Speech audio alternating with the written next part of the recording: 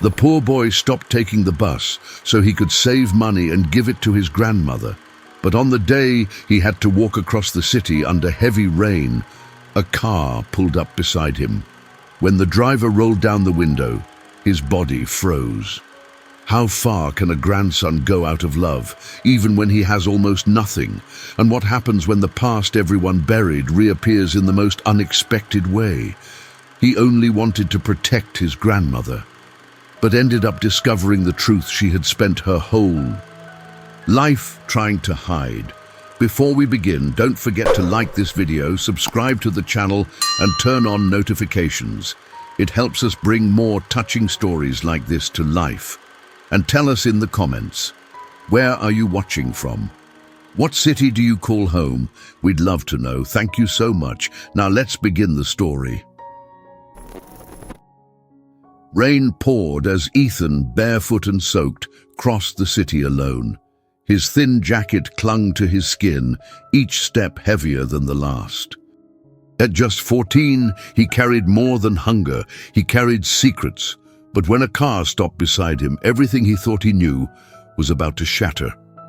Ethan pulled his thin hoodie tighter around his small frame as he stepped outside into the drizzling rain. It was early morning in a rundown neighborhood on the outskirts of Pittsburgh, and the distant hum of traffic was drowned out by the patter of raindrops. He paused at the doorstep of the small, battered house he shared with his grandmother, Darlene. A protective smile formed on his lips as he remembered his secret plan for the day. He had found out just a few nights ago that Darlene was eating less so he could have a proper meal. Whenever he tried to hand her some coins from his pocket, she would only shake her head and insist she was full. He was 14, but he was no fool. He knew she wasn't getting enough nourishment. A knot tightened in his stomach at the memory of her pale face the previous evening, pretending she wasn't hungry as she sipped lukewarm tea for dinner.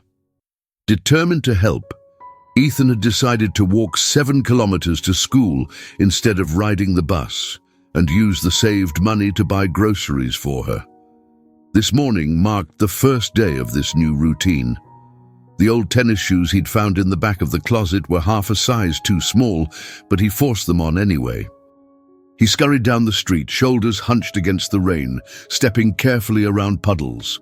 Halfway along his route, an impatient car horn blared behind him. He jumped aside onto the muddy curb, splashing water across his pants.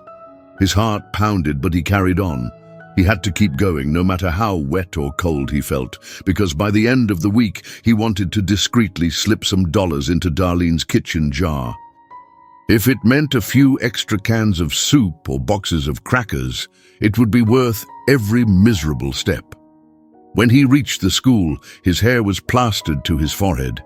His clothes were soaked. Kids in the courtyard exchanged looks, some amused, some pitying. The biggest sting came when he overheard a loud conversation. He smells like mold," a tall girl exclaimed to her friend, scrunching her nose. Her friend giggled. "I think his shoes are falling apart." "Seriously, can't he afford a bus?" Ethan clenched his jaw, but kept his gaze low. He trudged into the hallway, water dripping from his sleeves.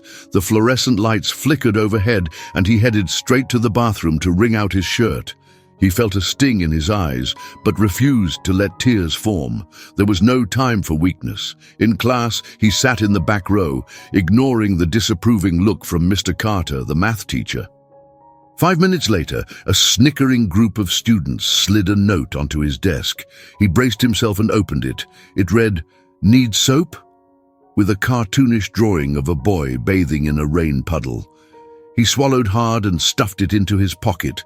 The voices of humiliation stung, but he forced himself to focus on the blackboard, reminding himself that every cent he was saving today would help Darlene. By lunchtime, the rain had intensified. He made a quick stop at the school's front office, noticing the clock read 12:07 p.m. He asked the receptionist if there were any leftover lunches for students in need. She gave him a paper bag with a small sandwich and an apple, likely from the cafeteria's donation bin. He thanked her quietly and retreated to a deserted stairwell. Sitting on the cold steps, Ethan pulled out the apple and took a careful bite. His stomach rumbled, but he planned to save half of the sandwich for the evening. Maybe Darlene would accept it if he said he'd gotten it for free from school. He stared at the grey walls and thought about her, picturing the lines of worry etched into her face. Just last night, he'd peeked into her room and seen her pressing a hand against her temple, trying to steady her dizzy spell. She'd noticed him and quickly pretended she was fine. He finished half the sandwich, tucking the remainder into his backpack. The storm outside pounded against the windows. He took a moment to gather himself, to push away the sting of humiliation, and to remember that each step he had taken in the rain served a purpose, to protect the only family he had. Darlene had raised him since infancy, and she deserved more than cold tea for dinner, and a tired smile she didn't mean. By the final bell, Ethan's clothes had dried somewhat, though his shoes still squelched with every step. He left the school quickly, ignoring the stares and whispers. The rain had let up to a steady drizzle, and once again he braved the long walk home. The moment he arrived, he took a deep breath and forced a cheerful expression as he opened the door. Darlene was in the kitchen, her back turned. She was stirring something in a chipped pot, the aroma of stewed tomatoes filling the air. She must have managed to scrape enough groceries together for a simple meal. He could see her shoulders tense as she heard him enter. "Ethan, is that you?" she asked softly. He hung his soaked hoodie on a hook, forcing a small laugh. "Yeah, Grandma. Sorry I'm late. The bus was crowded, so I decided to walk the rest of the way." He lied, not wanting her to realize he had walked the entire route. She turned around and gave him a weak smile. "You're soaked." "My goodness, child, you'll catch a cold." He shrugged, stepping across the old linoleum. "It's just a little water. I'll be fine." Out of the corner of his eye, he caught her swaying slightly, but she steadied herself against the counter. She must have felt dizzy again. "Let me get you a towel," she said, moving toward the tiny hallway closet. Ethan saw how slowly she walked, as if her bones ached. His heart clenched, but he tried not to stare. She returned with a fraying towel and draped it over his shoulders. While he dried his hair, he pretended to drop a few crumpled bills onto the counter. "Oh, I forgot I had these," he said. "Found them under the seats on the bus this morning. Kind of my lucky day, I guess." She gave him a perplexed glance. "Really? Well, we should report them to Lost and Found." He forced a playful smirk. "It was just a few dollars, Grandma. I doubt anyone's coming back for them. Maybe we can use it to buy bread or something, right?" Her eyes flickered with a mix of pride and guilt. "You're very thoughtful, dear," she murmured, stuffing the bills into a coffee mug near the sink, where she kept spare change. Ethan sensed the tension in her voice. He wanted to hug her, to say he knew she was eating less, that he worried about her every second, but he was afraid of upsetting her pride. Instead, he walked to the narrow living room and sank into the faded couch. Rain ticked against the windows. A few minutes later, she joined him, a bowl of tomato stew in her frail hands. "Eat up," she said gently. He accepted it, forcing a smile, but his appetite had vanished. All he could think about was the determination he felt to continue walking to school, come what may. Tomorrow or the next day, or maybe in a month, he might have enough saved to really help her. He glanced at her trembling fingers. She set her hand on his arm, but quickly withdrew, as if frightened he'd noticed something was wrong. Outside, the rain refused to let up. Inside, the unspoken concern hung in the air, heavier than any storm cloud. Yet Ethan clung to hope. He had begun his journey on foot that morning, and though humiliations awaited him, he believed deep down that each step would be worth it if he could spare Darlene a few more nights of hunger. When he finished his stew, he placed the empty bowl in the sink. Darlene was already seated at the small dining table, glancing at the weathered Bible she often read, but rarely quoted. Her lips moved silently in a private prayer. Ethan quietly tiptoed out of the kitchen, letting her have that moment alone. He headed to his cramped bedroom, where the noise of dripping water from a leaky roof greeted him. Pulling the covers over himself, he stared at the ceiling and listened to the rhythm of raindrops. He thought about the girl at school mocking his odor, the note with the cartoon drawing. In that moment, he almost felt tears burn the back of his eyes, but he refused to let them fall. He had a mission: keep his grandmother safe and well at any cost. Tomorrow, he would once again brave the weather and the ridicule. No matter how humiliating or painful it might be, he would endure, because Darlene was all he had, and her fragile life depended on each coin he could save. He closed his eyes. Outside, thunder rumbled in the distance. Inside, his resolve only grew stronger. Morning arrived with a sky so heavily overcast that Pittsburgh's skyline disappeared behind grey clouds. Ethan woke early to the persistent drip of water from the ceiling, landing in a pot he had placed beside the bed. The rhythmic plink-plink set his nerves on edge. He dressed quickly, pulling on damp socks and the same worn-out tennis shoes. The house felt quieter than usual. He noticed Darlene's door was ajar, so he peeked in. She wasn't there. Instead, he found a small note on her bed. Had to go see Mrs. Collins about some cleaning work. I'll be back with groceries if I can manage. Love you. Her handwriting wavered, the letters barely legible. He bit his lip, anxiously imagining her battling dizziness on someone else's floors. How long could she keep this up? He stuffed the note into his pocket and grabbed his backpack, prepared for another day of walking to school in the chilly drizzle. The journey began as before, careful footsteps through puddles, a steady drizzle hitting his hood. After 10 minutes, pain flared in his right foot. He realized the shoe's sole had partly detached. Each step rubbed painfully against the pavement. "Come on, just hold together," he muttered, wincing. But it felt as if every stone on the sidewalk dug into his heel. Arriving at the school gates, he tried to conceal his limp. Yet a few classmates noticed. One boy, Bryce, frowned as Ethan hobbled past. "Dude, you okay?" he asked softly. Ethan forced a casual shrug. "I'm fine." He quickened his pace and disappeared into the building. The last thing he wanted was pity from kids who might later mock him. He recalled yesterday's note about soap and stifled a bitter smile. People pretended to care until they had a better joke to crack. In first period English, Ms. Hendricks was assigning group projects. Ethan sat quietly at the edge of the group, acutely aware of the water staining his shirt. At one point, she asked him to read a paragraph aloud from a novel. His voice trembled slightly, but he managed to project.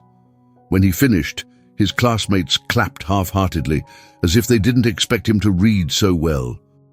He wondered if that applause was a veiled insult. At lunch, he noticed the dryness in his mouth and realized he hadn't had breakfast. He considered asking for another leftover lunch from the office, but a wave of shame stopped him. Instead, he found an empty bench near the gym and sat there, ignoring the hollow ache in his stomach. He tried to focus on the memory of Darlene's smile, that faint spark in her eyes when he had given her the money. While he rested, Bryce approached, holding a crumpled paper bag. "Hey," Bryce said, not meeting Ethan's gaze. I have an extra sandwich. My mum keeps giving me too much. Want to share?" Ethan hesitated, scanning Bryce's expression for a hint of mockery, but saw only awkward concern. Against his instincts, he nodded. Bryce handed him half the sandwich and a small carton of chocolate milk. They ate in silence. Eventually, Bryce said, "You know, nobody's trying to be mean. It's just, we see you come in all soaked and kids start talking." "I'm used to it," Ethan replied in a flat tone. "I'd rather be soaked than... never mind." He realized he almost revealed the truth about Darlene. He swallowed his words and forced a tight smile. "Thanks for this," he added quietly, holding up the half-eaten sandwich. Bryce patted him on the shoulder and wandered off. The afternoon slogged on. By the final class, the rain had intensified once more, clattering against the windows. Ethan gazed outside, bracing himself for the painful walk home. When the bell rang, he gathered his books and trudged into the downpour. The wind whipped cold droplets into his face, and his foot throbbed inside the broken shoe.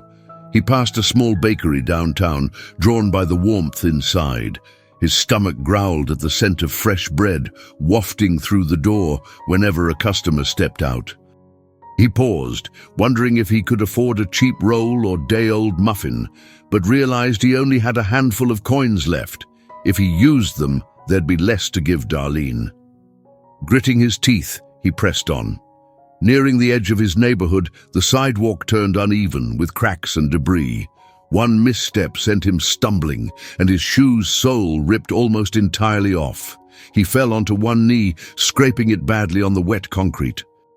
The pain was sharp, tears pricked his eyes, but he bit his lip and stood again.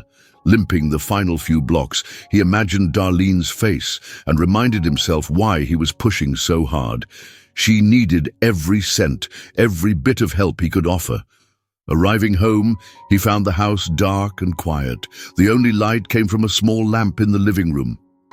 Darlene sat there, a thread and needle in her trembling hands, trying to stitch up one of his socks. She looked up as he limped inside, eyes wide with alarm. "Ethan!" she exclaimed, scrambling to her feet. "What happened? You're limping. Did you hurt yourself?" He shook his head, forcing a grin. "I just tripped. It's no big deal." He set his backpack down and noticed the faint red stains on her shirt's cuff, as if she'd been coughing again. She quickly hid her hand behind her back. She rushed forward, holding onto the arm of the couch to steady herself. "Let me see your foot." Before he could protest, she crouched down and examined his ruined shoe. Her eyes filled with tears. "Why are you walking around like this? Did the bus drop you far away?" He shrugged, trying not to show any pain. "It's not a big deal, Grandma. Shoes just wear out. Don't worry." She ran a trembling hand along the torn sole. "I'll mend them," she said. "I'm good with a needle." He saw a mix of frustration and sorrow in her gaze. She felt helpless, he realized, much like he did. Yet neither had the heart to voice the truth. He sat on the edge of the couch while she fetched a wet cloth to clean his scraped knee. When she pressed it gently against his skin, he flinched. She whispered an apology, eyes brimming with regret. This quiet moment felt heavier than any argument or outburst could have. They were both fighting a battle against poverty and illness, each trying to shield the other from pain. Afterward, Ethan rose and headed to his room. On the way, he glanced at the small kitchen table. Beside a can of soup, there was a single piece of bread. She must have used her meager earnings to buy that. The realization slammed into him. How often had she skipped meals just to leave him a morsel? That night, as she slept, he snuck into the kitchen and looked inside the mug where she kept spare coins.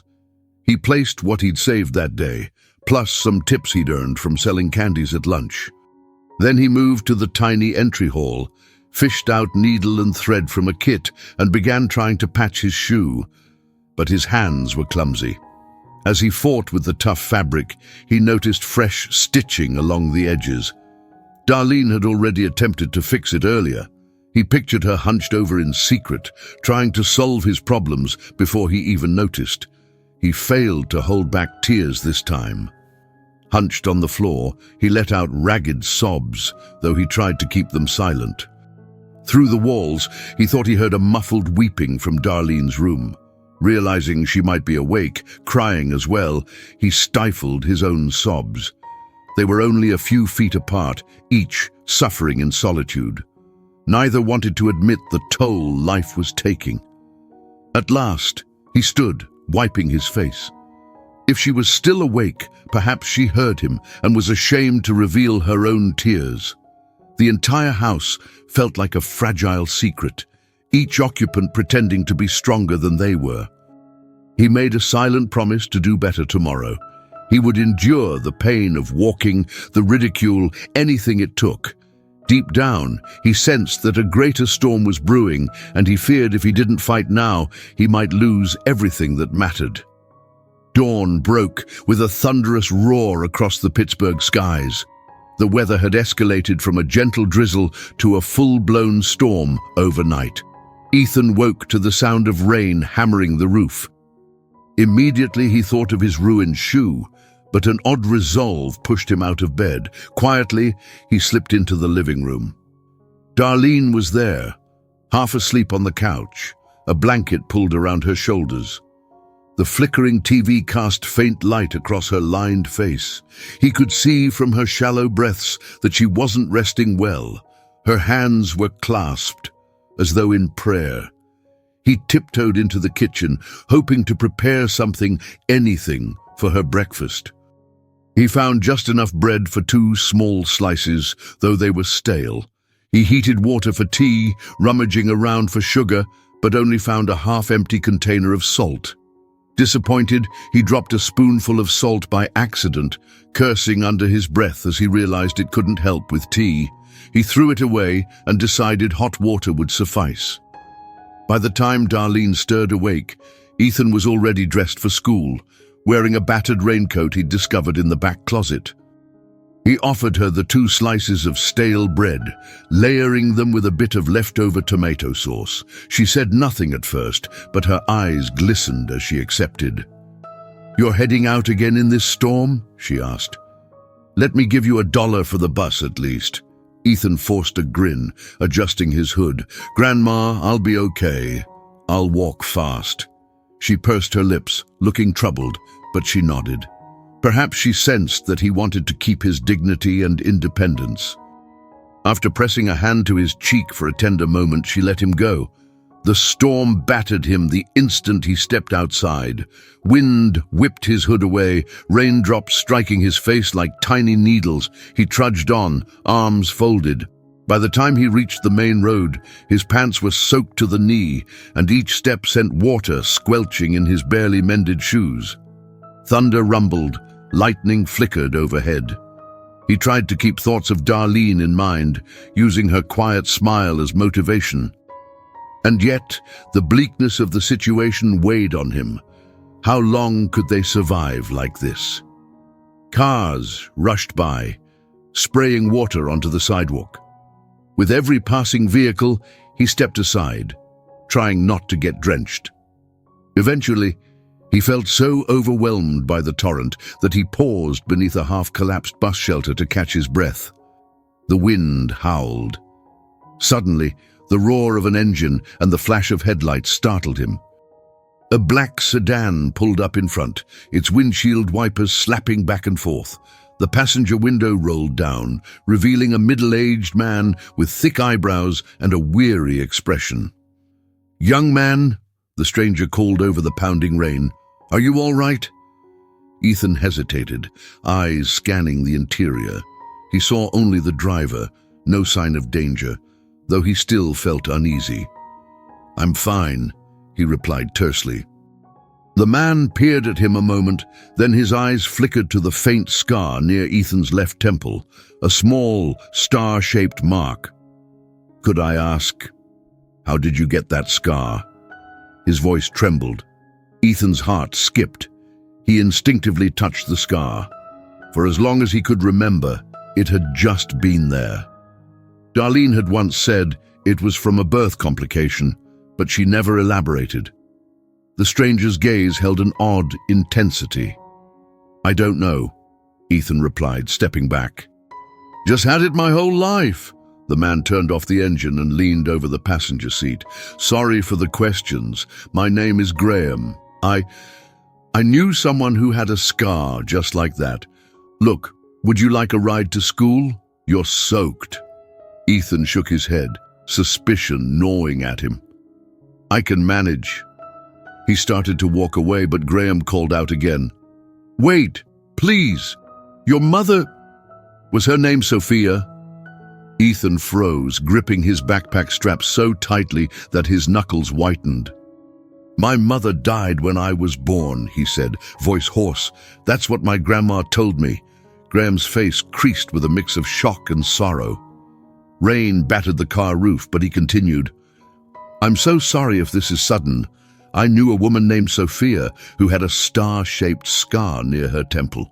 She always said it was hereditary, that any child of hers might carry a similar mark." He paused. "But she never told me she had a son."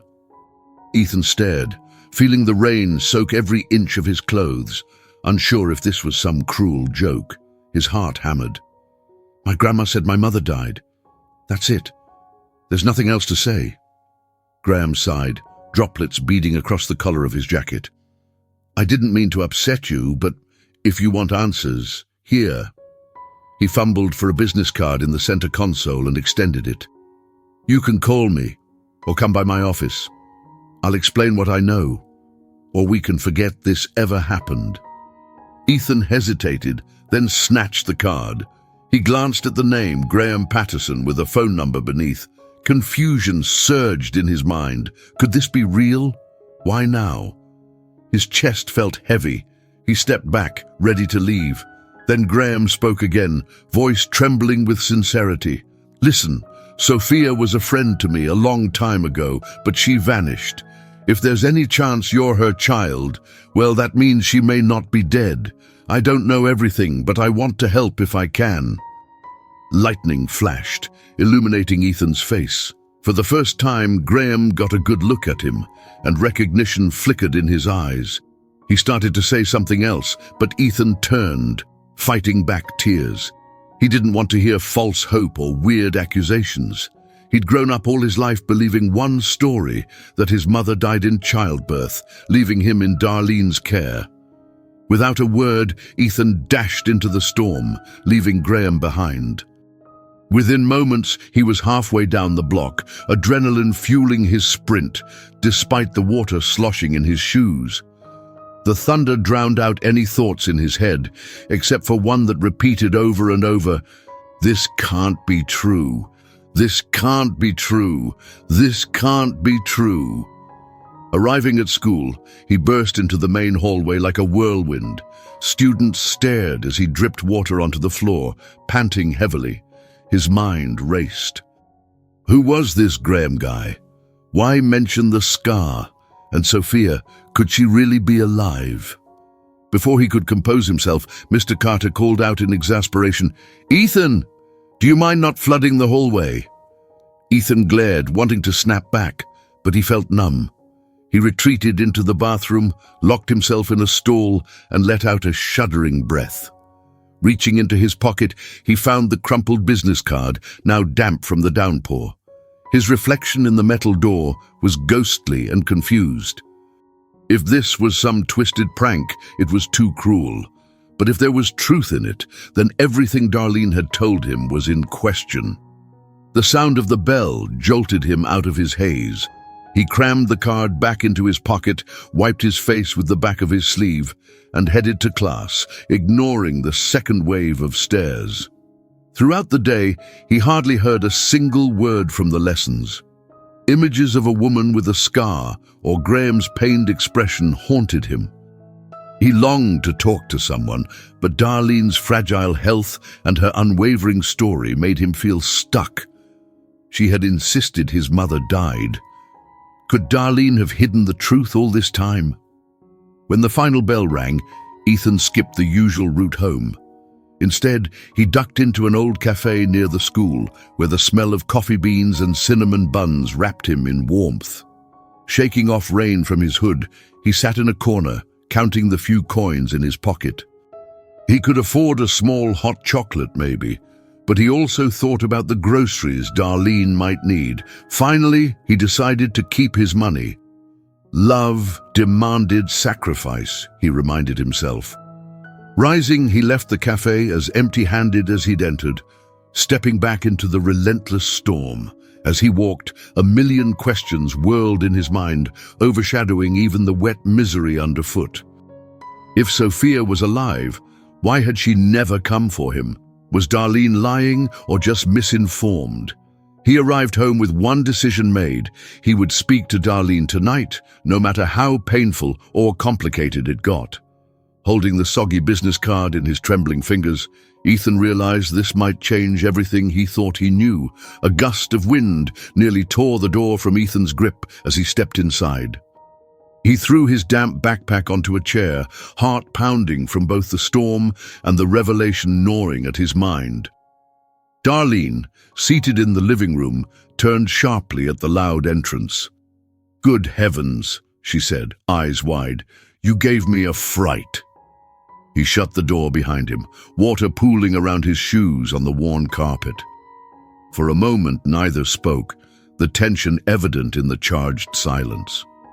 Finally, Ethan removed his hood and looked straight at her. "Grandma," he said, his voice taut, "can we talk?" The worried lines on her forehead deepened. "Of course, dear. Sit down. You look troubled." Ethan remained standing, pulling the crumpled business card from his pocket. "I met someone today," he began, voice trembling. "He asked about my scar and said he knew someone with the same one. He said her name was Sophia." Darlene's face went slack, color draining from her cheeks. She tried to speak, but only managed a raspy exhale. "He said," Ethan continued, heart pounding, "she might still be alive." Her hands shook. She set aside the cup of tea she'd been nursing. "Ethan," she whispered, "this is not simple." In that moment, Ethan felt a surge of anger he'd never allowed himself before. "What's not simple? You always told me she died in childbirth. That's the story I've believed my whole life. Were you lying to me?" She stared at him, tears brimming, her lips trembling as she fought to find words. "I only told you that what I thought was best. Her voice broke. "I had reasons. Please believe me." He clenched his fists. "You let me think I had no mother. Did you even bury her? Or was that a lie too?" A sob escaped her. "Hush, child. Keep your voice down." She looked frightened, like a cornered animal. "It's complicated. Your grandfather, Sophia's father, was a wealthy, controlling man. When Sophia found herself pregnant, he took measures to hide it. I was the only one on her side. But after you were born, She broke off, coughing violently. Fear flashed through Ethan at how pale she looked. He rushed to grab a glass of water, ignoring his own fury for a moment. She accepted the water and sipped it with trembling hands. Then, regaining composure, she continued in a fragile whisper.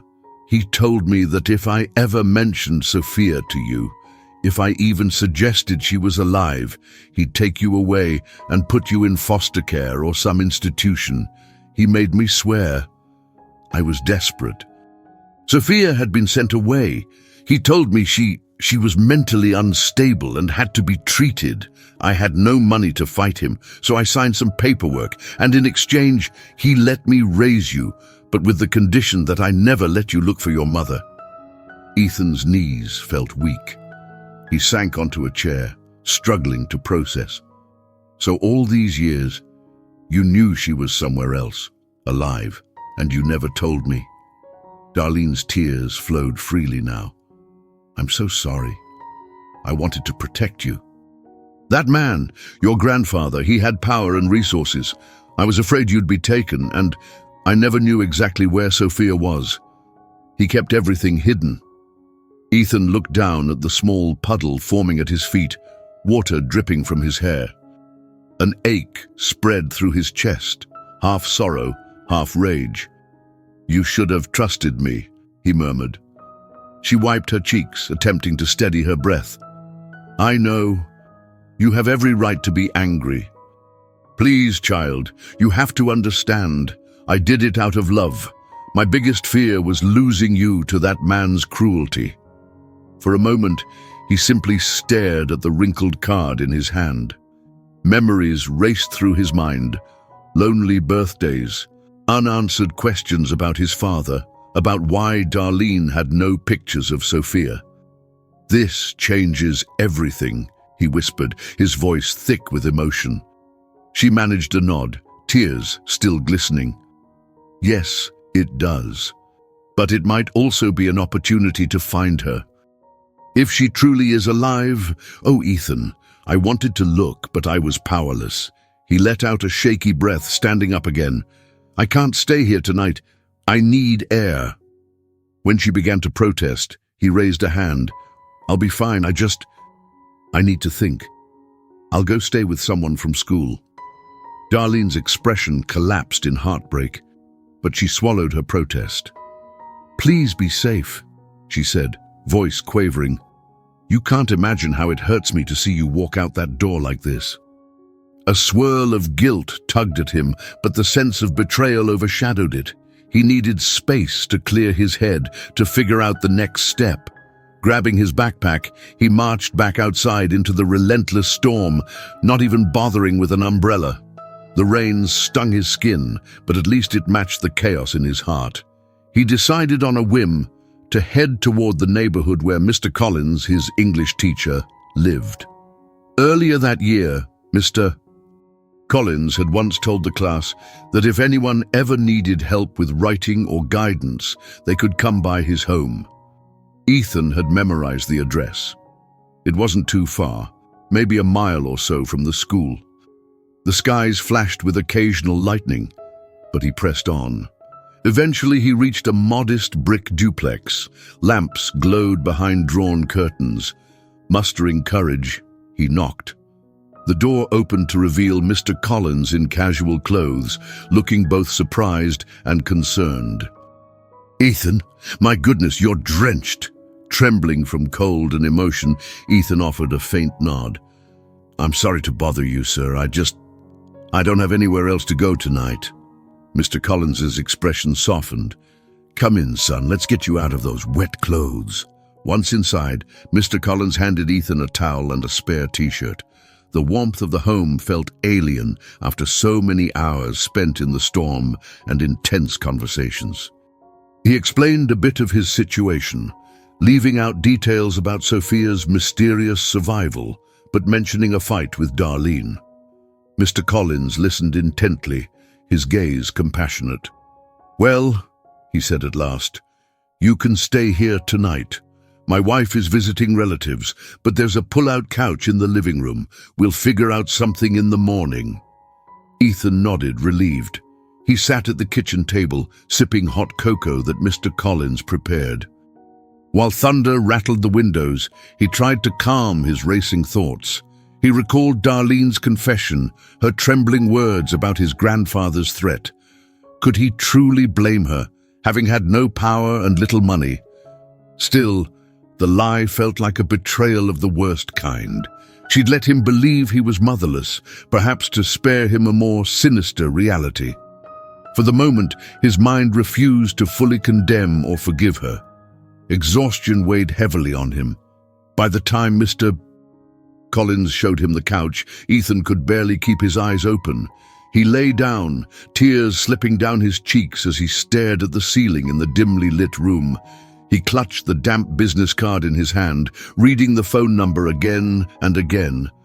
Sophia. Alive. Could it be? Every fiber of him wanted to dial the number immediately, but a voice in his head repeated caution. He had to be sure. Despite his weariness, sleep didn't come easy. Memories of Darlene's kindness warred with her deception, and a faint flicker of hope burned at the thought that maybe, somewhere out there, his mother waited for him. He drifted off, the storm outside raging like a tempest that mirrored his internal turmoil. In a fleeting dream, he saw a woman's face, shadowed but tender, reaching out to him. He wanted to call her name, but no sound emerged.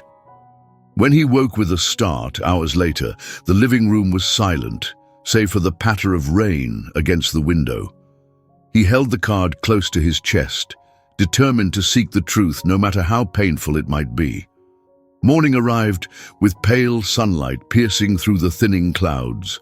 The worst of the storm seemed to have passed, leaving behind a chill in the air. Ethan stirred on the pull-out couch, momentarily disoriented. Then he remembered.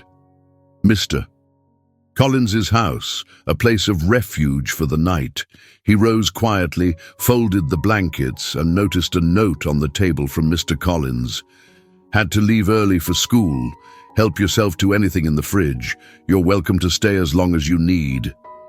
The kindness of that simple message made Ethan's chest tighten with gratitude and shame. He never imagined he'd be imposing on a teacher like this. He washed up in the small bathroom, borrowed a second t-shirt to layer over his damp clothes, and decided to head out. He needed to see for himself if there was any truth to Graham's claims.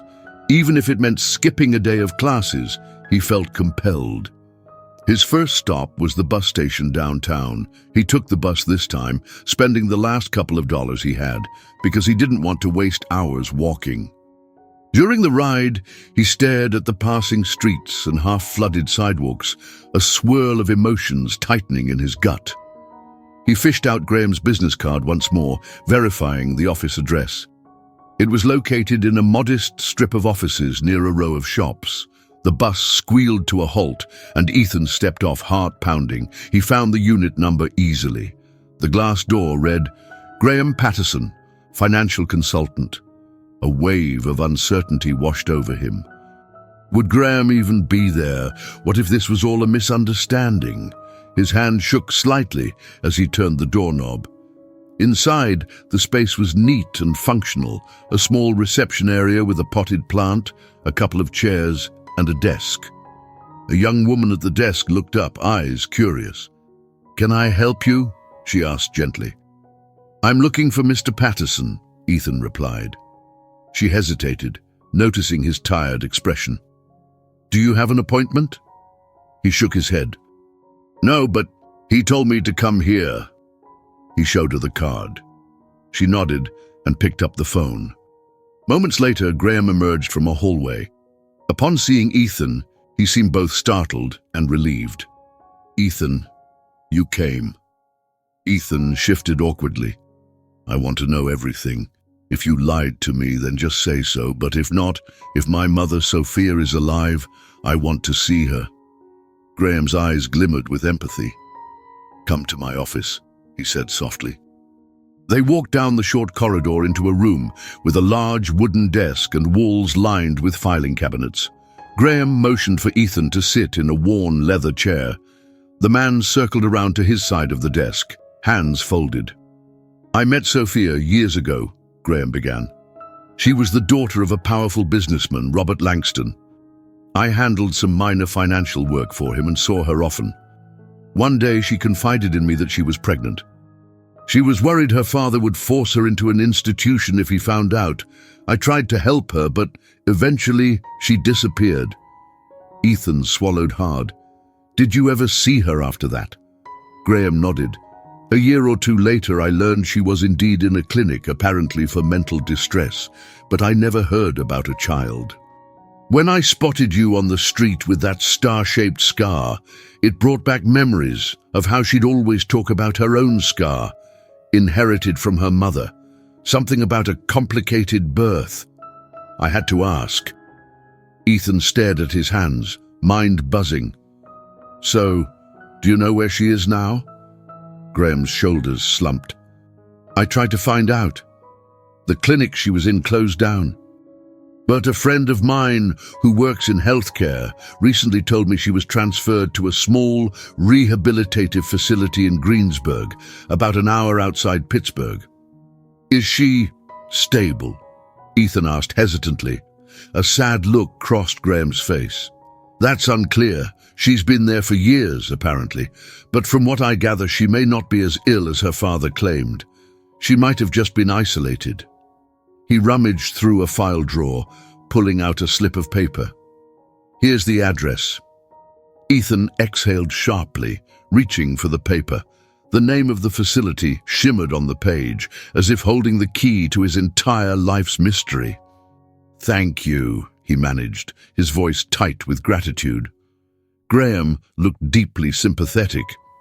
"I can take you there if you want. I won't claim to know all the reasons behind your family's choices, but if your grandmother told you Sophia was gone, there might be more to the story." Ethan nodded, unsteady. "I already confronted Grandma. She was scared I'd be taken away, I guess." A flicker of empathy crossed Graham's eyes. "I'm sorry, This is how you had to find out. Maybe once you see your mother, you'll understand more. Ethan stared at the slip of paper, the name Oakwood Center printed in neat letters. "All right," he whispered. "Let's go now." Graham hesitated. "Right now?" "I have no reason to wait," Ethan insisted. Soon they were in Graham's car, heading toward the highway. The sky was clearing, patches of sunlight breaking through the thick clouds. The tension in Ethan's chest ebbed and flowed with every mile they traveled. He said little during the drive, mind reeling with possibilities. What if she didn't recognize him? What if she'd been told he was dead too? They arrived at Oakwood Center, a humble, white stone building on the outskirts of town, surrounded by leafless trees. The smell of damp earth and pine lingered in the cool air. Inside the lobby, Graham spoke to a nurse at the reception desk, who checked records and nodded. "Yes, we have a Ms. Sophia Langston here," the nurse said, glancing at Ethan with curiosity. Well, she keeps to herself." Ethan felt his heart thudding in his ears as they walked down a quiet corridor. Muffled voices and footsteps echoed on the polished floors. The nurse led them to a small recreation room lined with shelves of books and board games. Sunlight streamed through a set of tall windows, revealing a frail woman in a chair by the window. Her hair was pulled back, streaks of silver shining through. Her posture was slumped, as though she carried the weight of countless regrets. Ethan froze in the doorway, unable to breathe. He recognized something in the curve of her jaw, the tilt of her head. Was that truly his mother? "Sophia?" Graham called gently. She turned her head, blinking in confusion. Her gaze flicked to Ethan, pausing on his scar. The silence felt like an eternity. Then her eyes widened, tears forming instantly. She stood shakily, stepping forward, her voice a tremulous whisper.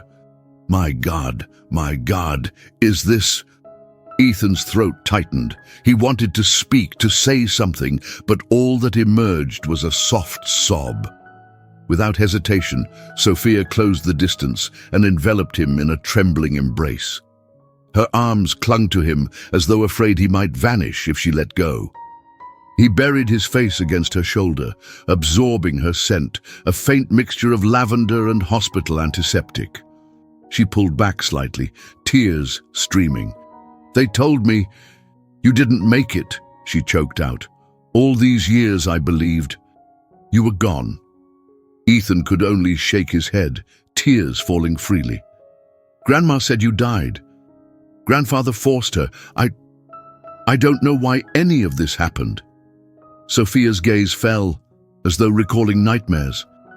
"He locked me away, convinced everyone I was unfit.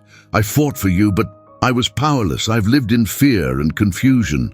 Only recently did they loosen some restrictions, but I thought I lost you." They held each other again, both crying too hard to speak. Graham stood aside, silent, giving them space. Eventually, Ethan tried to form words. "All this time, I've been with Grandma. She's not well. She tried to protect me, but you were alive, and I had no idea." Sophia cupped his face, studying his scar through her own teary eyes. She traced it gently, trembling. "Oh, Ethan," she whispered.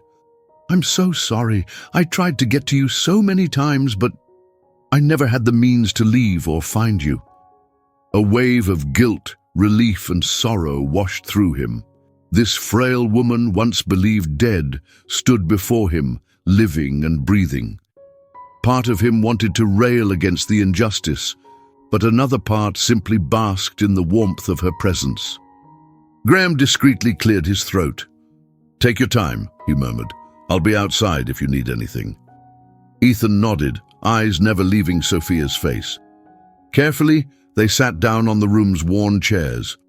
She told him scraps of her story, how Robert Langston had demanded she end the pregnancy. When she refused, he threatened to declare her mentally unstable. After giving birth, she was told the baby, Ethan, had died. She fought to find out more, but was stonewalled. Ultimately, she was confined to this facility. Ethan listened, absorbing each detail with quiet fury. Then she asked about his life, how he'd grown up. He spoke of Darlene's small house, his love for reading, the struggles they faced. Every mention of their poverty brought tears to Sophia's eyes. She kept lamenting that she wasn't there to shield him from hardship. After an hour, a nurse politely reminded them that visitation hours for non-relatives were limited. Unwilling to separate so soon, Ethan hugged Sophia once more. "I'll come back," he promised, voice wavering. She nodded, eyes shining with hope. "Please do. Bring Darlene, if she can come. I owe her so much." With a final squeeze of her hand, Ethan left, rejoining Graham in the corridor. They walked outside, the crisp air stinging Ethan's cheeks. As they drove back toward Pittsburgh, Ethan's mind brimmed with thoughts of how Darlene must have suffered under Robert Langston's cruelty. He also felt pangs of guilt for having lashed out at her so violently the night before. She'd lied, but perhaps out of desperation. That knowledge didn't fully erase his anger, but it softened it. Upon returning to the city, Ethan stepped out of Graham's car near Mr. Collins's street, thanking him profusely. Graham suggested they keep in touch, offering any further help needed. Ethan nodded, feeling dazed, clinging to the memory of his mother's embrace. He checked his phone, almost no battery, but one missed text from Mr. Collins. "Everything all right? Let me know if you need anything." His heart felt heavy, yet oddly hopeful.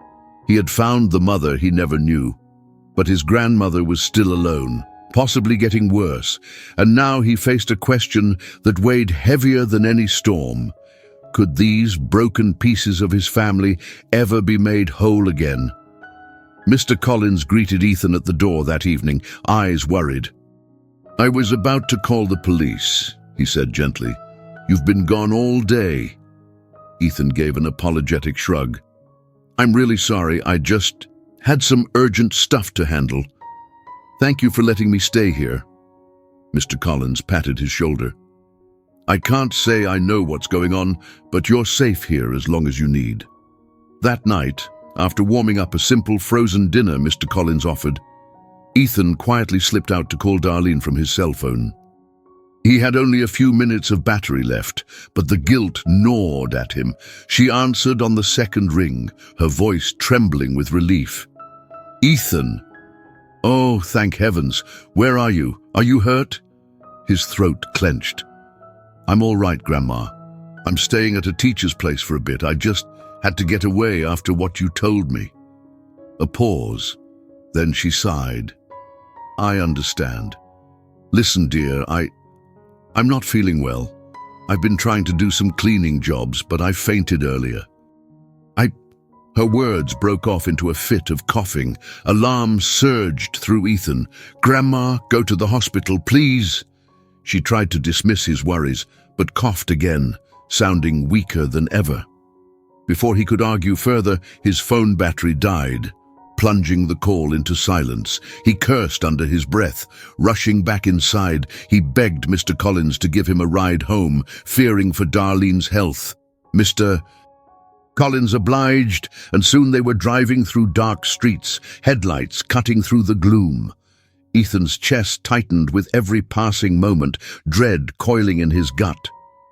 They arrived to find the house in near darkness, the front door unlocked. Inside, the faint smell of antiseptic lingered, as if Darlene had tried to clean up. He called her name, voice echoing off the peeling walls. No response. Racing to her room, he saw her collapsed on the floor, motionless, lips parted in a silent gasp. Panic seized him. "Grandma!" he shouted, dropping to his knees. Her pulse was weak and thready, breath shallow. Mr. Collins knelt beside them, phone in hand, already calling 911.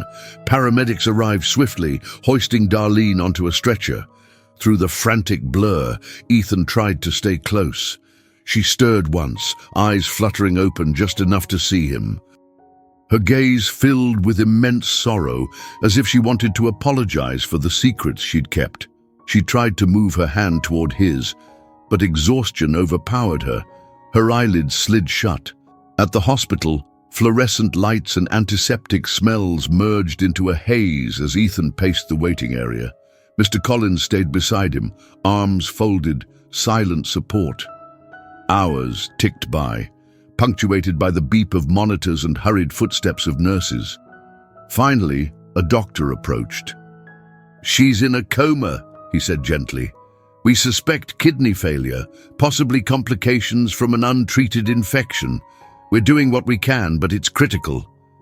Ethan's stomach clenched, tears slipping down his cheeks.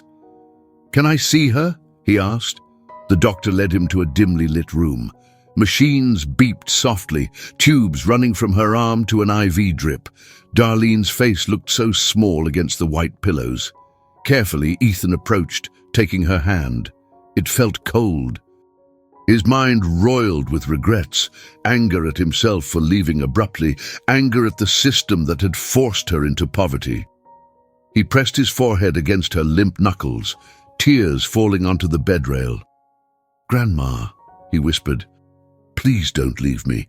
I met my mother and she's alive. I just found her. You never told me, but I think I understand. I know you were trying to protect me. I forgive you."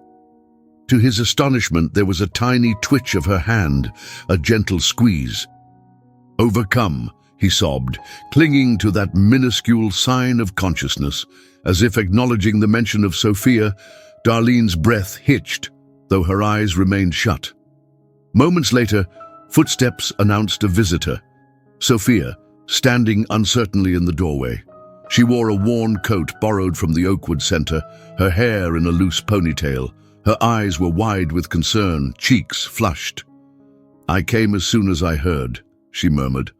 "Graham helped me. They let me leave for the afternoon because I insisted it was an emergency." Ethan stood, his voice choked. "Mom, I didn't think you'd be able to come." She approached the bed, eyes locked on Darlene. Despite all the distance and heartbreak, the sight of this frail woman in a coma brought fresh tears to her eyes. "She saved you," Sophia whispered. "I know she did. She gave me the only kindness she could when everything else was taken away." With trembling fingers, she reached out and touched Darlene's forehead. "I'm sorry," she said softly. "I'm sorry for everything." A fragile silence filled the room. Then, to their shock, Darlene's lips parted slightly, and a faint sound emerged. Sophia bent closer, catching one nearly inaudible word. "Sophia." Her voice cracked, tears spilling as she hovered over the bed. "I'm here," she said. "Can you hear me?" There was no further response, but the monitor showed a slight quickening of Darlene's heartbeat. Sophia grasped her hand, while Ethan held the other. The old woman seemed to sense both presences, though her eyes remained closed. They stood like that for what felt like an eternity, the mother and son on either side of this woman who had fought silently against the cruelty of a powerful man. Even without words, a kind of reconciliation took place in that stillness. Sophia stroked Darlene's knuckles, tears dripping onto the cotton sheets. Ethan looked at them both, one hand on each. For the first time in his life, he felt the presence of a complete family, broken yet joined by love and regret. A nurse finally stepped in, reminding them that Darlene needed rest, and they retreated to the hallway. Sophia turned to Ethan, voice trembling. "We can't lose her," she said. "She deserves to see how strong you've become." He nodded, a fresh wave of tears gathering in his eyes. "I don't know what to do," he whispered. "We barely have any money for her treatments." Graham appeared, having lingered discreetly by the entrance. "I can help, financially at least for some immediate expenses. It won't fix everything, but it might buy time." Ethan thanked him, though relief was tainted by a deep sense of dread. The next hours were a blur of paperwork, phone calls, and test results. Doctors explained that Darlene's condition was critical. Recovery was uncertain. Late that evening, Ethan sat beside her bed again, ignoring the ache in his limbs. Sophia dozed in a chair by the window, exhaustion etched onto her face. The steady beep of the heart monitor provided a strange sense of comfort. At least it meant Darlene was still with them, however fragile that hold on life might be. Ethan leaned in, whispering, "Grandma, I found her. She's alive, and I think she's okay. We both owe you so much. Please wake up so we can thank you properly." He waited, hoping for another squeeze of the hand, but none came this time. Blinking back tears, he glanced over at Sophia, who stirred awake. She offered a sad smile, patting the chair beside her. He joined her, and for the next hour they whispered, sharing stories of their separate lives, forging a new bond under the weight of grief. Outside, the hospital corridor bustled with urgent footsteps, but inside this room, time felt suspended. Eventually, the night shift nurse informed them that visiting hours had ended. Ethan reluctantly rose, glancing once more at Darlene's sleeping form. He prayed silently, though he'd never been particularly religious. As he and Sophia left the ICU, they leaned on each other, uncertain of what the next day would bring. Yet a subtle warmth flickered between them, an unspoken vow that they would face this together no matter how dark the path ahead might be. The next morning, Ethan woke on a hospital bench to the beep of his phone charging from a borrowed outlet. Sophia dozed next to him, leaning on his shoulder. The hallway was bright with artificial light, staff hurrying by. He rubbed his eyes and checked the time, deciding to return to Darlene's ICU room for a quick visit. The nurse gently reminded him that Darlene's condition remained unchanged. Graham arrived soon after, handing Ethan a paper cup of coffee. "How are you holding up?" Ethan stared at the rising steam. "I'm okay, I guess. She's still in a coma."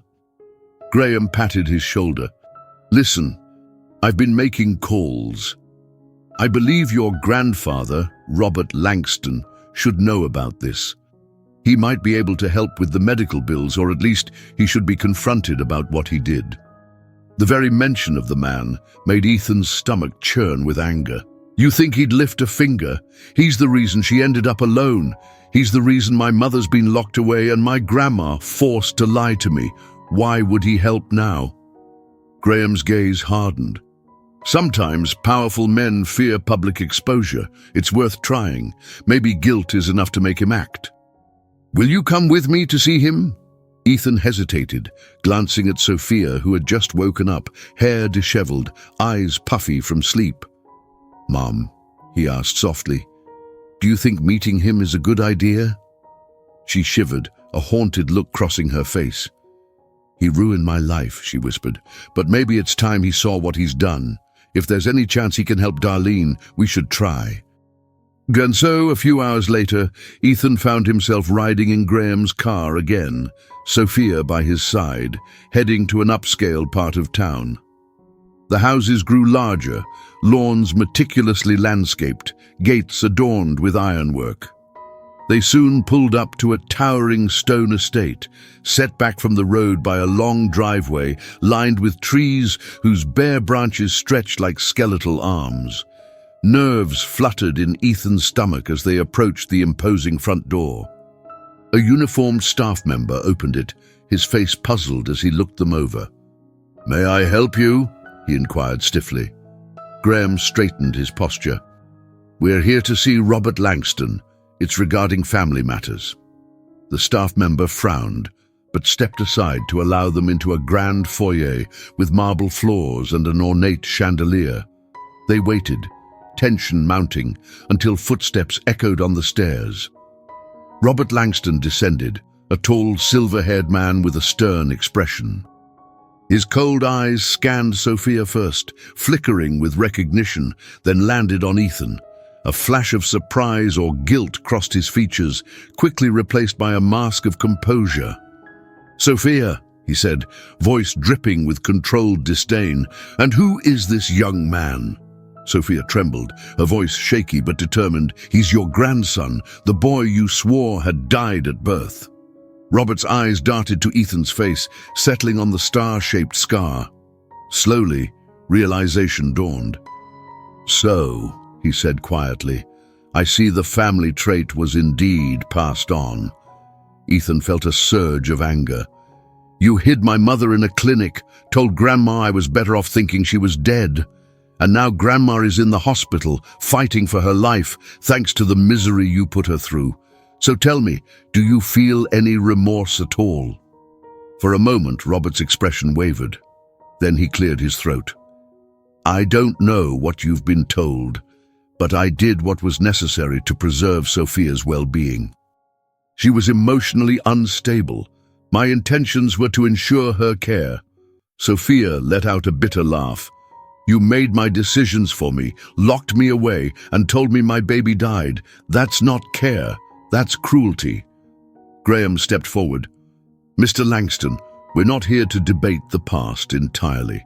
We're here because Darlene is gravely ill, and these medical costs are piling up. Given your involvement in the circumstances leading to her struggles, we feel you have an obligation to help. Robert's gaze flicked to the opulent furnishings around him, then back to Ethan. An obligation? His tone was distant. And what if I refuse? Ethan's heart pounded. Then the world will know the truth eventually, he said, voice shaking with anger. I've already told my teacher, and he's not the only one. Do you really want this scandal out in the open? The story of how you lied and tore a family apart? Robert's jaw tightened, but he didn't respond immediately. An uneasy silence filled the foyer. Finally, he gestured toward a lavish sitting room. Very well, let's discuss it there. They followed him into a room dominated by floor-to-ceiling windows overlooking a manicured garden. Robert took a seat on a leather armchair, crossing one leg over the other, still radiating the aura of a man in control. If you want money, I can arrange something, but understand that I did not set out to harm Darlene. She chose her path. Ethan clenched his fists, words forming on the tip of his tongue. Sophia placed a calming hand on his shoulder as though to keep him from screaming. Yes, she said to Robert, arrange something. Help us keep her alive. And if you have a shred of decency left, you'll acknowledge what you did. He let out a slow exhale. I'll have my lawyer draw up some documents. Funds can be transferred to the hospital, but let's be clear. I'm not admitting any wrongdoing here. Before Ethan could retort, Sophia held up her hand, pain evident in her eyes. Fine. But know this, Robert, your power can't erase the truth. One day, you'll have to face the consequences, legal or otherwise. He avoided her gaze. A moment later, he scribbled a note, then pressed a button on the wall. A young woman entered, took the note, and left. There, Robert said. I've instructed my attorney to wire a sum for the medical costs. Now, if we're done... Ethan felt his patience snap. We're not done, he growled, stepping toward the window. He turned back, meeting Robert's cold stare. She's in a coma because of years of stress, fear, and working herself to exhaustion. Darlene gave everything to protect me. And it's your fault that she lived under your threats. Robert's lips twitched, his expression torn between pride and a hint of regret. Yet he remained silent, unwilling to voice it. After an intense moment, Ethan shook his head, turning to leave. Sophia followed, tears in her eyes, Graham trailing behind them. The staff member escorted them back out into the crisp morning air. Ethan climbed into Graham's car, shoulders tense. Sophia sank into the back seat, burying her face in her hands. I hate him, Ethan muttered. He acts like he's doing us a favor. Graham gripped the steering wheel. It might not be moral justice, but hopefully it will help Darlene get the care she needs. Sometimes we have to accept half a victory. Sophia said nothing as the car pulled away. Eventually she whispered, I never thought I'd see him again. It feels like stepping back into a nightmare. Ethan reached over to gently squeeze her hand. We'll make sure it's just once. With any luck, that's the last we need to rely on him. But a gnawing doubt lingered in his mind. What if Robert found a way to retaliate? They drove back to the hospital, hearts heavy yet tinged with a small spark of hope. If the money arrived soon enough, maybe they could afford a better course of treatment for Darlene. As Ethan stepped into the hospital corridor, he recalled the phrase, "Sometimes powerful men fear public exposure." A small sense of triumph glowed inside him. Even if Robert didn't care, at least he was forced to act. That was one step closer to saving Darlene. Still, he couldn't shake the image of that man's stoic face, nor the sense that this confrontation was far from over. Darlene remained in the same critical condition for days. The hospital staff did their best, administering dialysis and other treatments funded by a large sum that arrived from Robert's lawyer. For the moment, her life hung by a thread. Ethan spent every available hour by her bedside, drifting in and out of exhausted dozes on the hospital bench. Sophia managed to secure some permission to stay with him, though she had to return to Oakwood Center at night. Graham juggled his business while checking in on them daily. One afternoon, while rummaging for clothes and personal items at Darlene's house, Ethan stumbled upon something peculiar in the hallway closet.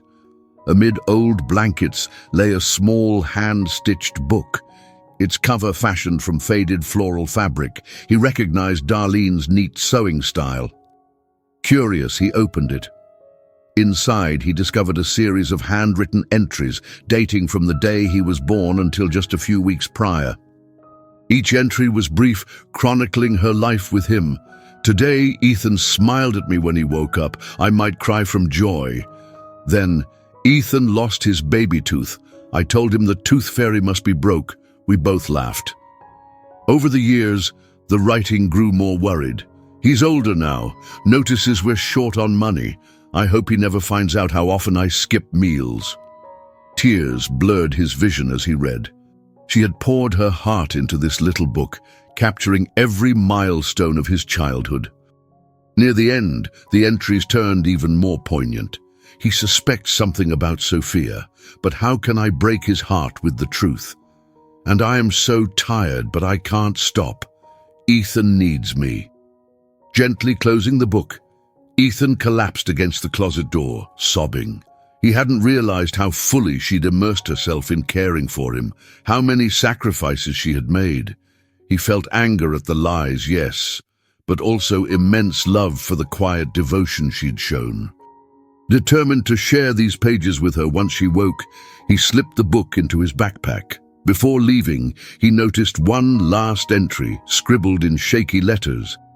"My kidneys hurt so much, but I must hold on for my boy.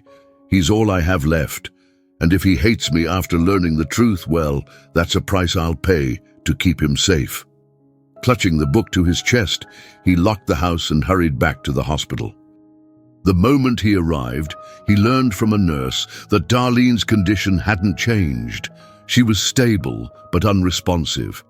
Sophia sat by the bed, stroking Darlene's forearm. "I found something," Ethan whispered, holding up the fabric-bound book. "Grandma wrote about everything over the years." Sophia's eyes widened. "May I see?" He nodded, flipping through the pages so she could skim some of the heartfelt entries. Tears welled in her eyes. "She truly loved you. She never wanted to deny you a mother, but she was so afraid." Ethan nodded, voice trembling. She deserved better than a life of secrets and fear. A wave of determination swept over him. He glanced at Sophia. "I want to read some of it to her, in case she can hear." The doctors had mentioned that coma patients sometimes respond to familiar voices. So Ethan carefully opened to a random entry, 3 years ago. "Today, Ethan made me laugh by trying to cook eggs. He burned them, and we ended up with cereal, but seeing him so proud of his effort made my whole week." He recited it softly, tears sliding down his cheeks. Sophia joined in, gently reading another passage that mentioned a day Darlene had spotted her old wedding ring among the clutter, remembering a happier time. Though Darlene's eyelids remained closed, Ethan thought he saw her breathing shift slightly. Over the next few days, this became their routine. Ethan would return from the house with new items, personal mementos, or small tokens to keep her spirit alive. He found a cassette tape of old lullabies, which the nurses allowed him to play softly by her bedside. He and Sophia alternated reading passages from the book. They even called Mr. Collins, who visited once and sat quietly, offering moral support. By the end of the week, the medical team indicated some slight improvement in her kidney function, though the coma persisted. Ethan's hope rose. He believed in the power of love and memory, that somehow hearing about their shared moments might guide her back. Still, shadows loomed. Robert had made no further contact. Graham warned that the funds might only cover so much, and Sophia worried that Oakwood Center could rescind her visiting privileges if she overstayed. Yet each time they felt discouraged, the scrawled pages of the book reminded them of Darlene's unwavering strength, renewing their faith. Late one evening, Ethan sat alone with Darlene, dim fluorescent lights buzzing overhead. The hospital smelled of disinfectant and stale coffee. He opened to one of the final entries, dated just a month prior. I can't tell him the whole truth, but I pray someday he understands. All I have is a handful of pennies, a worn-out body, and immeasurable love for my boy. If heaven has ears, let it hear this prayer. Let him find his mother, and let them both be free. Ethan's breath caught. Tears splashed onto the page. "Grandma," he said, voice shaking, "I found her just like you prayed for, and she's wonderful, even though she's been through so much. You can rest now. Please just come back to us." He took her hand, pressing it against his cheek. For a moment, he felt a faint twitch in her fingers. His heart soared, but she remained motionless afterward. He exhaled, brushing back the thinning hairs on her forehead. Leaving her side for a moment, he stepped into the hallway and saw Sophia in conversation with a doctor. She wore a concerned expression. Approaching them, Ethan overheard mention of a specialized treatment that might help Darlene's kidneys recover, but it was costly and not guaranteed to be covered by the initial funds. Sophia looked over, dread etched in her features. They want to transfer her to a better facility for advanced dialysis, but the expense is enormous. Graham's doing what he can. Ethan turned cold with worry. "If we can't pay, what happens?" The doctor sighed.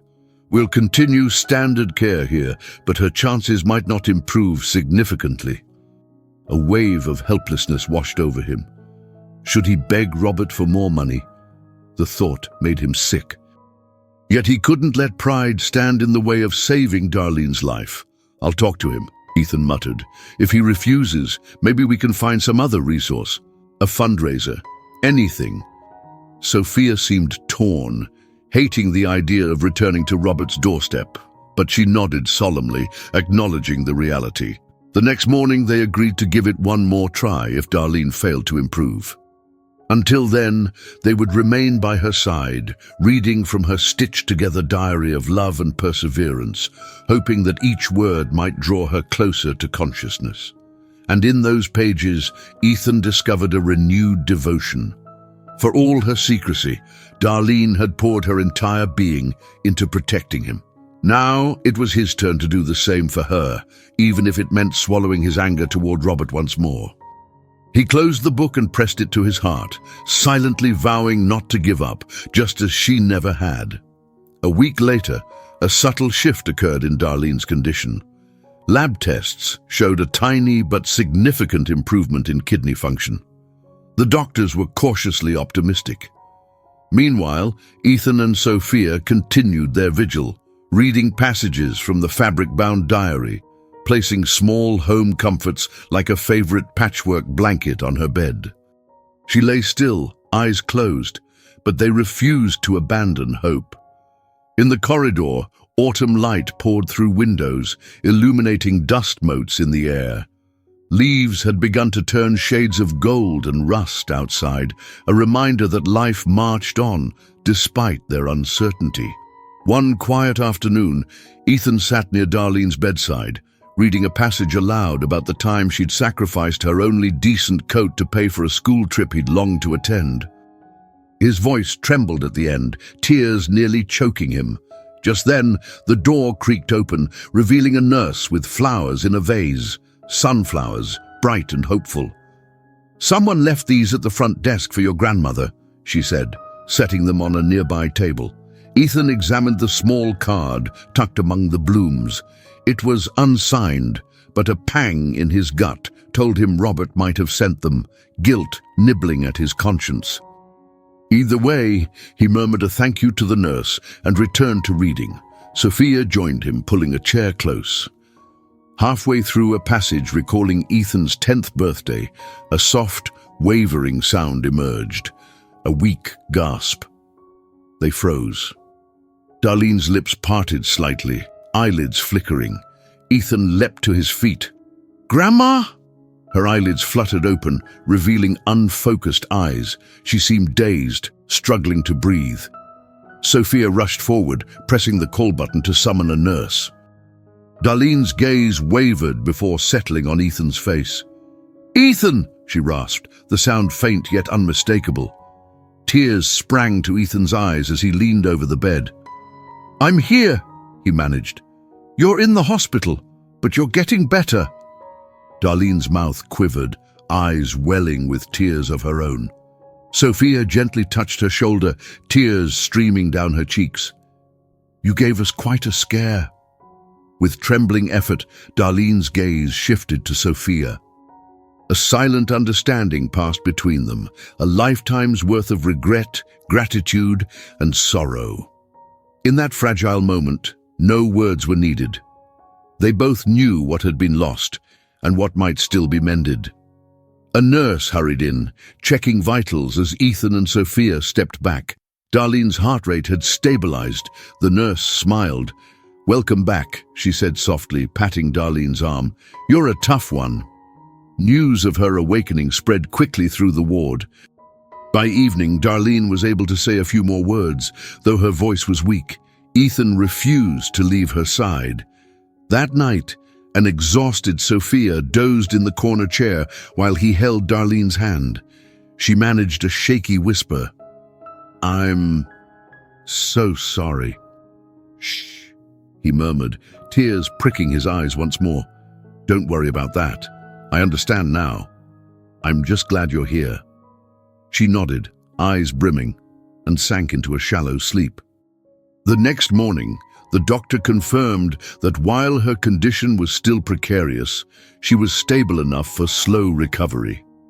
Ethan and Sophia swapped relieved glances. The day after, a small flurry of visitors arrived, Mr. Collins among them, quietly congratulating Ethan on Darlene's progress. Even Bryce from school showed up with a cheap balloon, looking shy and out of place. "I heard from Mr. Collins that she was sick," he mumbled. "Hope she gets better soon." He hurried off before Ethan could thank him properly. Late in the afternoon, the door creaked open yet again, revealing Robert Langston. He stepped in with an air of forced confidence, holding a single pink rose in a slender vase. Ethan rose, fists clenched, but Darlene stirred, noticing the visitor. Their eyes locked, Robert's and Darlene's. For a moment, the entire room felt poised on a knife's edge. Sophia stood by the window, expression rigid. Ethan tensed, expecting an argument. Then Robert stepped closer to the bed, setting the rose on the side table. He cleared his throat. I'm glad you're improving," he said quietly, his typical arrogance subdued. Darlene's chest rose and fell in a raspy breath. Her eyes flickered with a mixture of fear and defiance.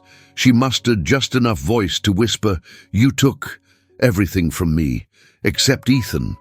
Tears pricked the corners of her eyes. "Yet here you are, with a rose." Robert's face twisted with guilt. He bowed his head. "I can't change the past," he murmured, "but I can help now, if you'll let me." Sophia stood rooted, arms folded. Ethan glared, but he recalled how Robert's money had, in some measure, enabled Darlene's recovery. Tension crackled in the air. Finally, Darlene sighed, as though lacking the strength to hold hatred. She lifted a hand, the same one that had clung to life so fiercely, and gestured for Robert to come closer. He did so, moving beside the bed, eyes rimmed with shame. Darlene closed her fingers around his wrist, a ghost of the grip she once possessed.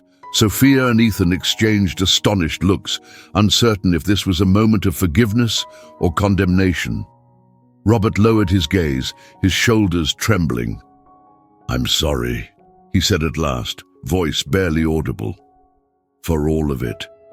Darlene didn't respond, simply holding onto his wrist for a moment longer before releasing it and turning her head away. The message was clear: acceptance of reality, if not outright forgiveness.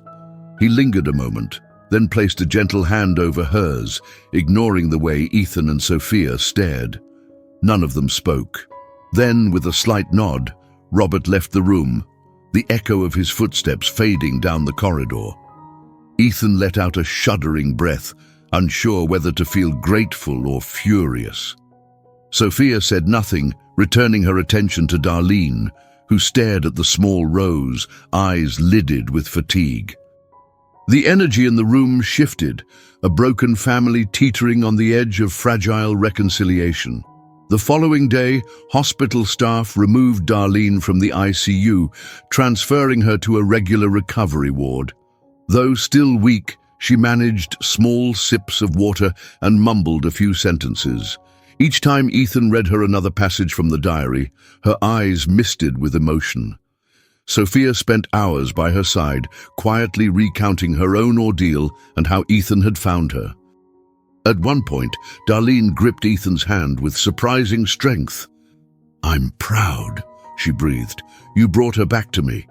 To us. Thank you." He leaned over, kissing her forehead gently, grateful that in the end they'd managed to piece together the shattered fragments of their story.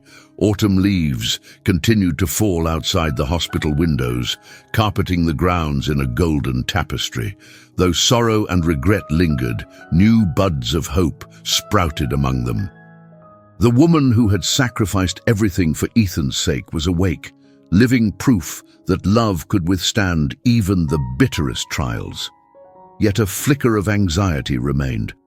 What would happen once Darlene was discharged? Could she and Sophia reconcile fully? Would Robert vanish or re-emerge with more demands or manipulations? Ethan tried to banish these thoughts, focusing instead on each miracle of recovery. For the first time since that rainy morning he'd walked to school, he felt truly optimistic that their tangled family bonds might be restored, or at least acknowledged. He kept returning to the last few pages of Darlene's diary, searching for any final secrets.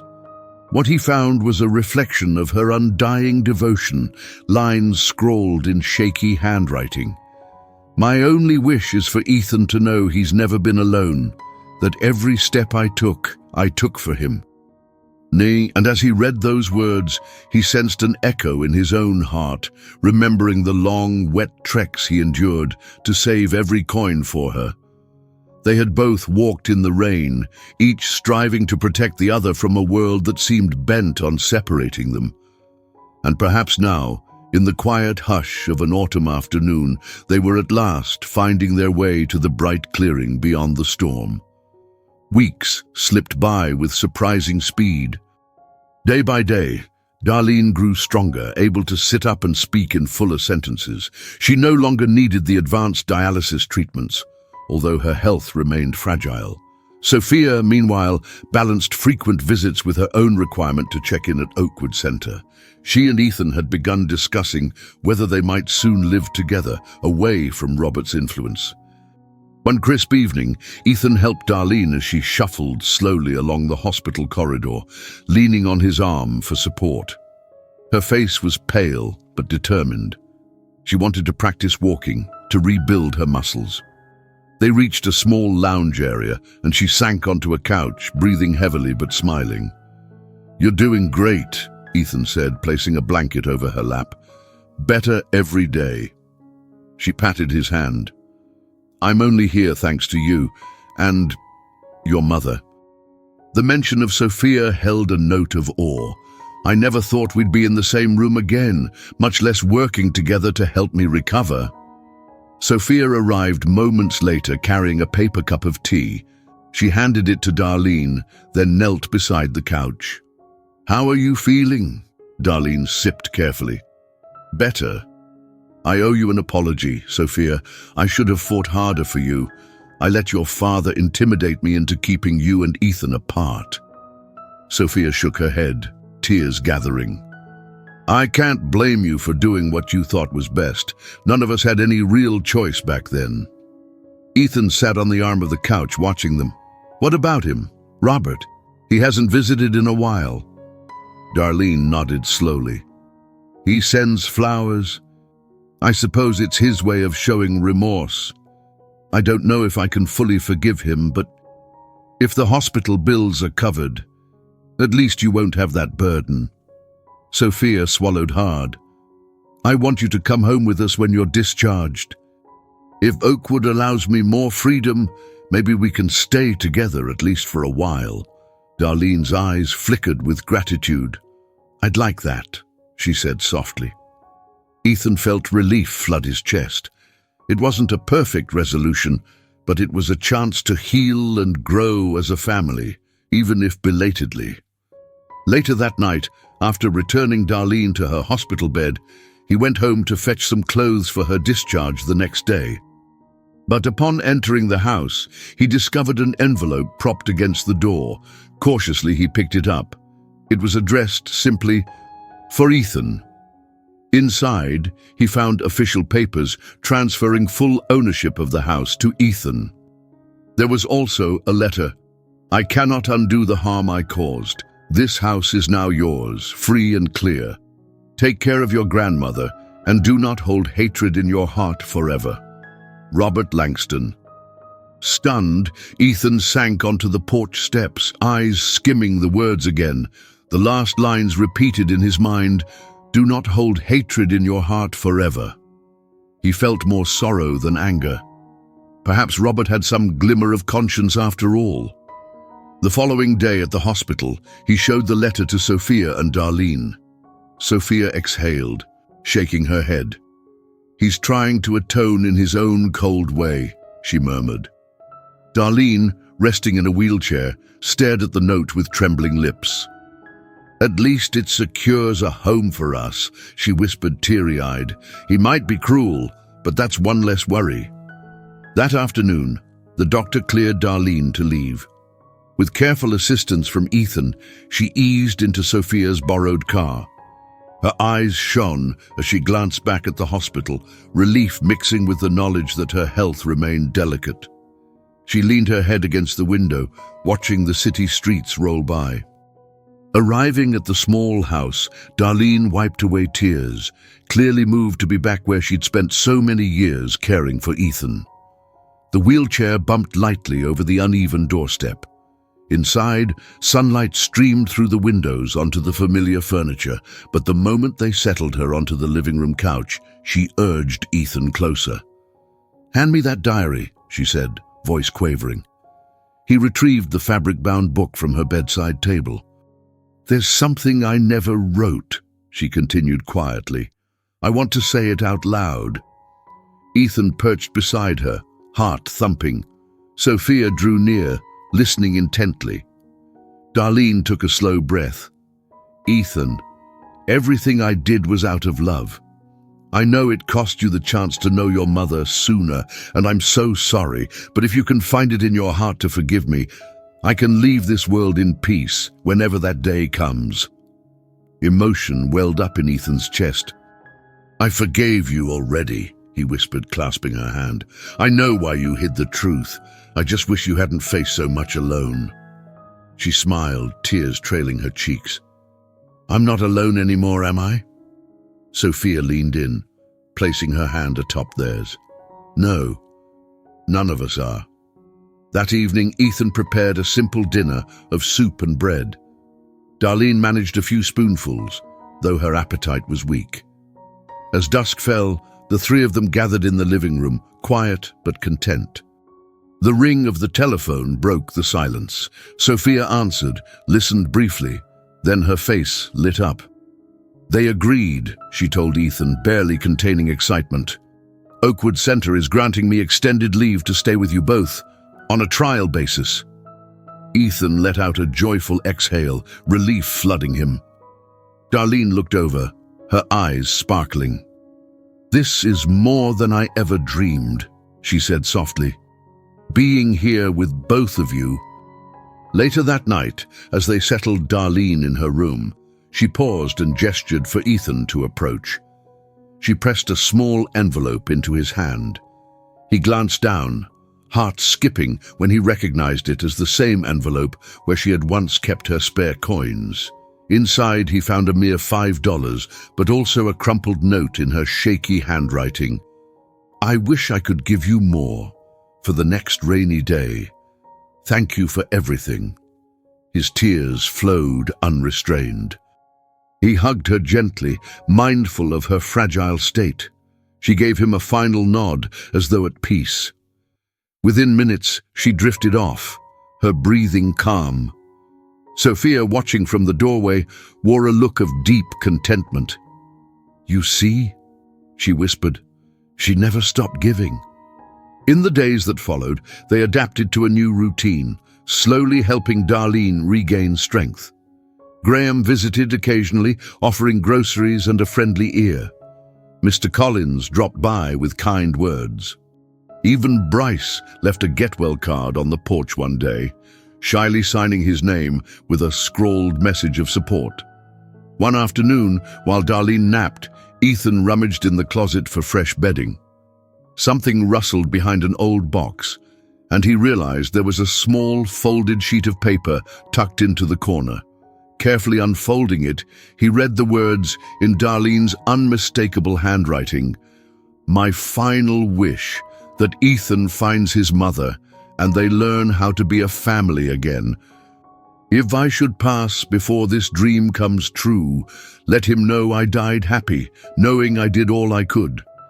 Tears welled up, but he felt no sadness now, only gratitude. He had found Sophia, and they were forging a life together, with Darlene at their side.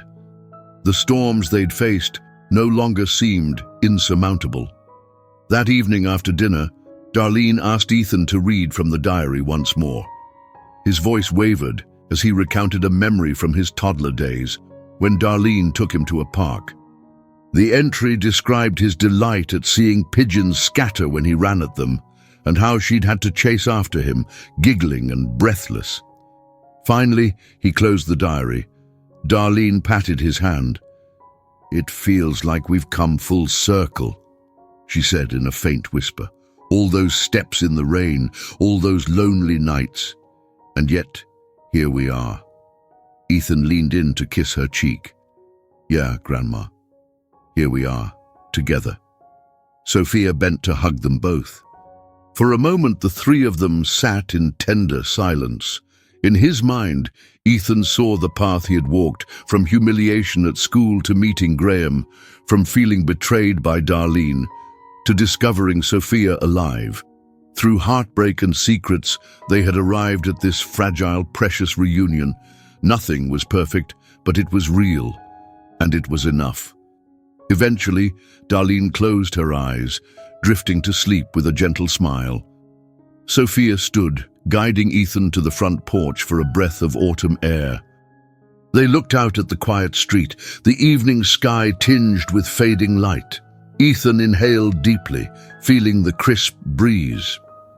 "I remember walking in storms, thinking life was so unfair," he said quietly. "But if that's what it took to bring us here, maybe it was worth it." Sophia rested a hand on his shoulder. "The hardest journeys sometimes lead to the most important destinations." He smiled, tears misting his eyes yet again. "Grandma used to say that. Seems she was right." They listened to the hush of the wind, hearts full. Far above, storm clouds that once loomed had drifted away, unveiling a speckled sky of stars. The air carried a promise of renewal, and in that stillness, Ethan felt hope stronger than ever.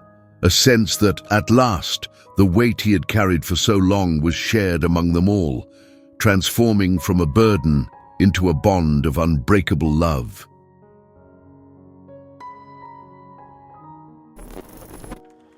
Sometimes, the deepest forms of love are the quietest ones. The sacrifices made in silence, the hunger hidden behind a smile, the hands that hold on when words fail. Ethan and the weight of silent love reminds us that true love doesn't need to shout to be heard. It only needs to endure. Life may take people away from us, but love has a way of finding its way back through pages, memories, and one final embrace. What about you? Have you ever realized too late how much someone silently did for you? What part of this story touched your heart the most? If this story moved you, don't forget to subscribe to our channel, turn on notifications, leave a like, and comment below which country or city you're watching from. We love hearing from our global family. And if you haven't already, make sure to click the final card on the screen to watch the next unforgettable story we've selected just for you. Thank you for being with us. Your presence means the world.